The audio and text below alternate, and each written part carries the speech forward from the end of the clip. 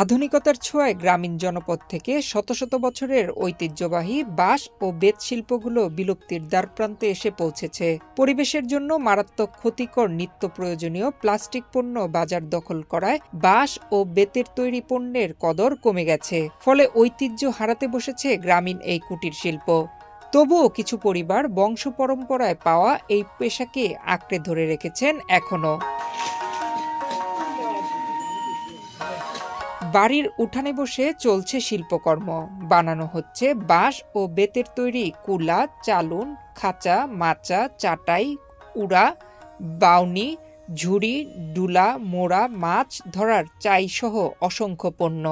দীর্ঘ কয়েক যুগ ধরে বাঁশ ও বেতের আসবাবপত্র তৈরি করে আসছেন লক্ষ্মীপুর পৌরসভার ২২ মারা এলাকার গাজীবাড়ির কোরবান আলী ও তার পরিবার। বাপ দাদা আমল থেকে আমরা করতে আসি বুঝলেন, তো ধরেন এখন এটার চাহিদাটা একটু কমে গেছে, বাঁশের দাম বাড়ি গেছে, কোনো রকম আমরা পোষাইতাম পারি না এবং কি সালান হুজির অভাব আছে বুঝলেন। যদি আঙ্গর দিকে সরকার একটু ভূক্ষেপ করে, একটু আঙ্গর সহযোগিতা করে, তাইলে আমরা এই জিনিসটা টিকে রাখতে পারি আলহামদুলিল্লাহ। প্রায় ৪০ বছর ধরে তাকে এই কাজে সহযোগিতা করে যাচ্ছেন তার স্ত্রী শাহেনারা বেগম। নিপুণ হাতের ছোঁয়ায় গড়া প্রতিটি পণ্য যেন বাংলার ঐতিহ্য ও সমৃদ্ধির কথা স্মরণ করিয়ে দেয়। এসব পণ্য তৈরি করে বাজারে বিক্রি করে জীবিকা নির্বাহ করছেন পরিবারটি। আমি বাঁশ বেতির কাজ করি, আমি খাইতেছি, বাঁশ বেতির দাম বাড়তি, আমি কিনতে পারি নাই। যদি সরকার একটু সাহায্য সহায়তা করে তা আমি বাঁশ বেতির কাজ রাখতে পারি। একইভাবে লক্ষ্মীপুর পৌরসভার রাজীবপুর, তেওরিয়াগঞ্জ, ভবানীগঞ্জ, তোরাবগঞ্জ, রামগতির আসলপাড়া, সেবাগ্রাম, রামগতি ও রামপুর সহ বিভিন্ন এলাকায় প্রায় ৫,০০০ কারিগর এ পেশায় নিয়োজিত। এদিকে বাজারে নিত্য নতুন পণ্যের দাপটে কমতে শুরু করেছে এসব পণ্যের কদর। আমাদের এই যে প্লাস্টিকের যে ইয়েটা বাইর হয়েছে, ওটার কারণে আমাদের ব্যবসাটা খুব হয়ে গেছে। আমরা সংসারের ছেলেবেল নিয়ে অনেক খুব কষ্ট করতেছি। ছেলেবেলের পড়ালেখা অনেক খরচপাতি আইয়ে। এখন সরকার যদি আমাদেরকে একটু সহযোগিতা করে, তাইলে খুব ঋণ দেয়, তাহলে খুব ভালো হয়। এদিকে দিন দিন বেড়েই চলেছে বাঁশ ও বেতের দাম।